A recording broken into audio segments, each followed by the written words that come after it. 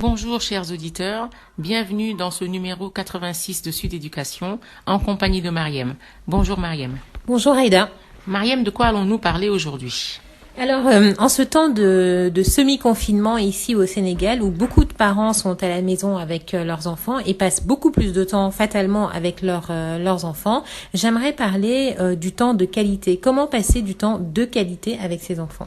Mariem, tu vas peut-être commencer par nous définir ce que toi tu appelles le temps de qualité.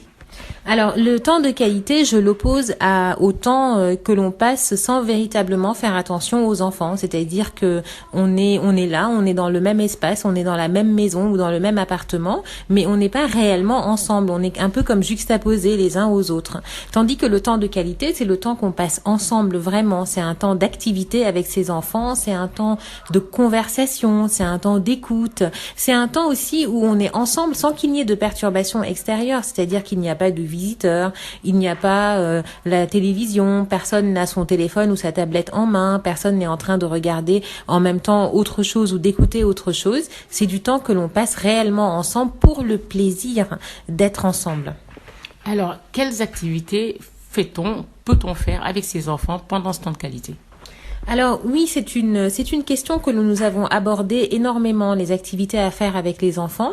Mais là, on est dans un contexte qui est un petit peu particulier, puisque très souvent, j'ai conseillé aussi de faire des activités en extérieur, de sortir avec ses enfants. C'est très enrichissant. Mais aujourd'hui, sortir, il faut vraiment éviter et le faire uniquement quand on y est contraint et forcé. Et donc, toutes ces activités que l'on pouvait éventuellement faire à la maison, en extérieur, il faut plutôt l'adapter à la maison. Alors, parmi toutes ces activités, il y en a quand même une qui est très simple et qui ne demande aucun matériel, j'ai envie de dire, et qui ne demande aucun investissement financier, c'est parler. Alors c'est parler, se raconter. Souvent des parents m'ont répondu, mais moi je ne sais pas quoi dire à mes enfants, je ne sais pas quel sujet aborder. Je suis une grande personne et ce sont des enfants, je ne sais pas ce qui les intéresse, mais comment le savoir quand on ne les interroge pas justement.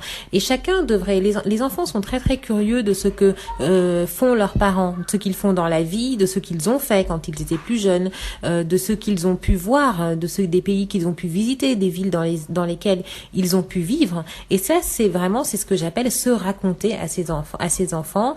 C'est parler de son quotidien, mais aussi parler de la famille, parce que qui n'apprécie pas de savoir telle tante que l'on voit venir très souvent, mais quel est le lien de parenté avec cette personne? Et sachant que nos familles sont très étendues, parfois on n'a même pas de lien direct avec cette personne, mais ce sont des parentés qui sont très lointaines, des amitiés familiales, et ça, c'est extrêmement intéressant et important à raconter à ses enfants. On peut jouer à des jeux de société, à des jeux un peu physiques. Quand on a la chance, par exemple, d'avoir un jardin ou une cour, on peut très bien jouer, par exemple, à cache-cache avec ses enfants. Pourquoi pas? On peut raconter des histoires aussi. Bon. Et tout le monde n'est pas un conteur né, mais quand on a la chance de savoir compter, on peut très bien conter à ses enfants des histoires qu'on nous a racontées enfants, mais on peut aussi lire des contes, tout simplement s'appuyer sur des livres. Et puis on peut regarder la télé, ce n'est pas interdit tout de même, mais le faire en famille, c'est-à-dire choisir une émission, un film, une série qui intéresse tout le monde et regarder tous ensemble la télévision est un moment aussi très intéressant. Et puis alors l'imagination n'a pas de limite. On peut aussi écouter de la musique en famille, on peut danser ensemble, on peut, pourquoi pas, se déguiser, faire des séances photos. Donc il faut se réinventer et réinventer ce temps-là tous les jours, mais il faut également y apporter une certaine réflexion et sa touche personnelle. Alors, c'est très difficile parfois quand on est parent de se ramener au niveau des enfants, enfin de même descendre au niveau des enfants et de jouer avec ses enfants. C'est pas toujours évident, tout le monde ne sait pas le faire. Comment est-ce qu'on peut faire lorsqu'on trouve ça ennuyeux de faire des jeux d'enfants ou qu'on est tout simplement mal à l'aise parce que peut-être qu'on se trouve un peu gauche?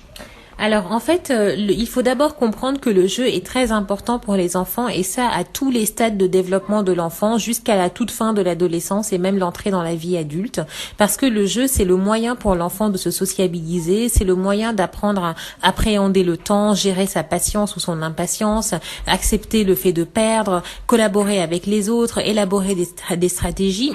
Tout ça, c'est très important dans le jeu. Et quand on a vraiment compris ça en tant que parent, eh bien, on peut s'astreindre un petit peu. C'est-à-dire que être parent, c'est aussi se forcer à faire des choses. D'autant plus que nous-mêmes, nous demandons à nos enfants de se forcer à faire des choses, puisque, par exemple, aller à l'école, les enfants ne le feraient pas naturellement. Donc, ils se forcent. Et tout. Donc, parfois, il faut passer par ça, par se forcer, faire l'effort. Et quand on a bien pris conscience de tout le bien qu'on est en train d'apporter à ses enfants, eh bien, on arrive à se forcer. Mais aussi, il ne faut pas simplement s'enfermer dans les jeux que l'on connaît. Il faut aussi aller à la recherche de jeux qui nous intéressent en tant que parents et dans lesquels on va trouver un certain plaisir à jouer. Donc, il faut quand même chercher jusqu'à trouver. Alors, et les parents qui sont beaucoup plus âgés que leurs enfants, comment est-ce qu'ils peuvent faire? Alors, j'apporterai la même réponse. Essayer de trouver des activités adaptées. Les parents qui sont beaucoup plus âgés que leurs enfants, je pense à des pères qui font des enfants à 70 ans ou plus, par exemple, eh bien, ils vont avoir ce que les autres parents ne peuvent pas apporter. C'est toute cette expérience de la vie. C'est des histoires extraordinaires qui sont tellement loin du quotidien de leur enfant d'aujourd'hui que eux, ils ont vécu il y a 60 ans. Et c'est la parole, donc, qui va vraiment prendre la place et remplacer peut-être, évidemment, aller jouer à cache-cache, etc. Et puis, ils doivent avoir eux-mêmes des passions et il faut essayer d'amener les enfants à s'intéresser à leurs propres passions aussi. Alors, la question du temps, parce que en temps de paix, je peux dire, on a les week-ends, on peut plus ou moins peut-être gérer ce temps-là, mais en ces temps de semi-confinement, il n'y a pas d'école. Combien de temps faut-il vraiment consacrer aux enfants? Est-ce qu'ils ne seraient pas, par exemple, d'ailleurs, un peu plus demandeurs puisque les parents sont un peu plus à la maison? Bien sûr, les enfants, ils vont être beaucoup plus demandeurs même, mais en ce temps de confinement, on ne compte plus vraiment son temps. En fait, on a ce temps forcé avec les enfants, et je dirais que le temps de qualité véritablement, eh bien, on peut le placer à au moins 1 heure par jour. Je pense que ça, c'est assez raisonnable de se dire qu'il y a quand même au moins 1 heure qu'on va passer avec ses enfants. Mais aussi, le moment des repas peut être un temps de qualité, c'est-à-dire se dire que quand on va prendre le petit déjeuner, le déjeuner, le dîner, en ce temps de Ramadan, donc le nogou, eh bien, ça va être des moments où on va pas laisser entrer la télévision, la radio ou autre chose. Ça va être ce moment-là va être aussi le moment du temps de qualité où on va discuter, où on va se raconter des choses. Alors, je sais que tu n'aimes pas trop transférer les responsabilités, surtout quand il en vient aux parents, mais quand on ne peut rien faire, peut-on transférer celle-là?